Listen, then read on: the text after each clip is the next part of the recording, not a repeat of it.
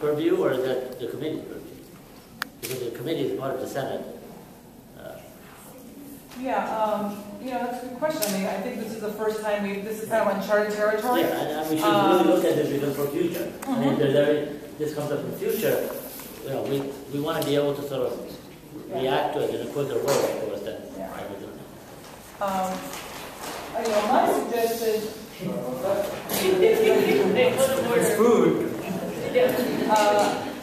My suggestion is that the election committee draft some guidelines and bring it back to the Senate, at their next meeting, and proceed from. And the Senate has to approve them, and proceed from there. I don't know. But at this time, I received a number of people came to me and said, I want my name on the petition. They gave me letters, sent me emails. I forwarded them to these individuals, to the committee. So at this point, I think that,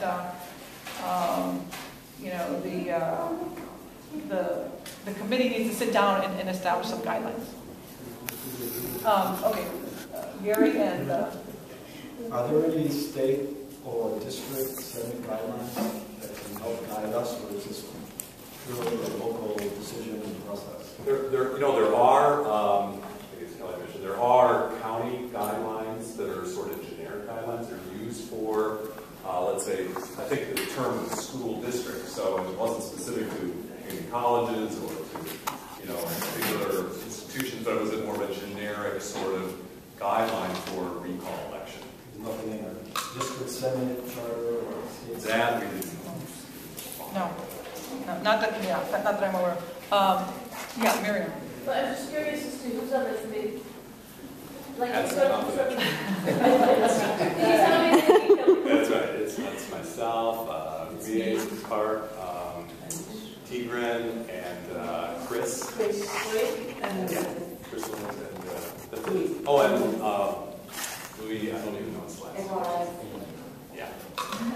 Sorry. We're on first name basis. David.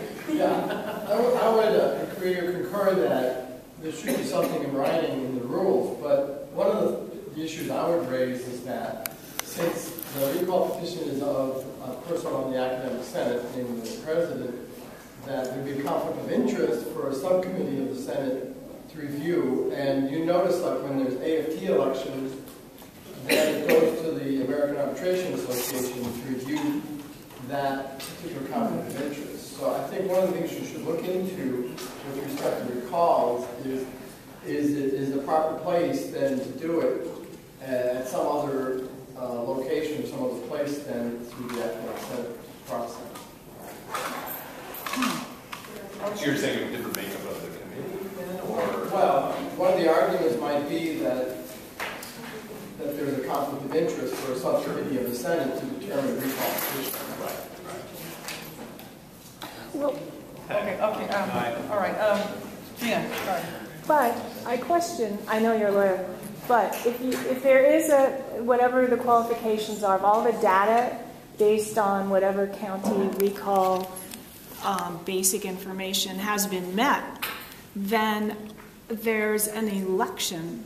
It's not necessarily a recall election, but an election. And wouldn't we just follow our election procedure? And I don't know the answer. I'm just, I'm sorry.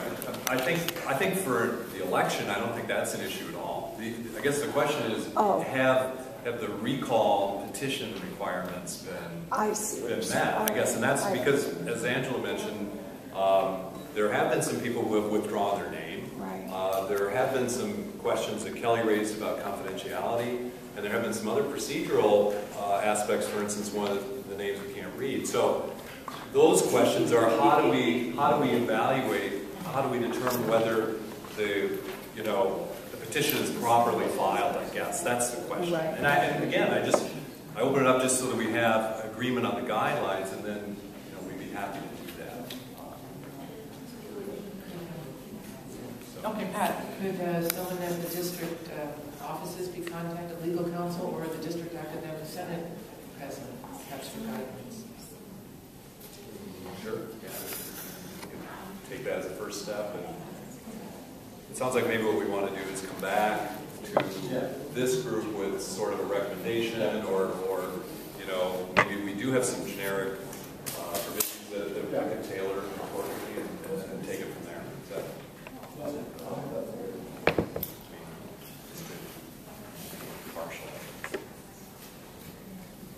All right, well, thank you, Steve. Are there any other questions? All right.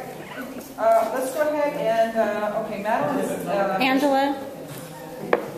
Oh, Just a quick comment. Thank you so much for taking the time to actually bring this up and talk about it.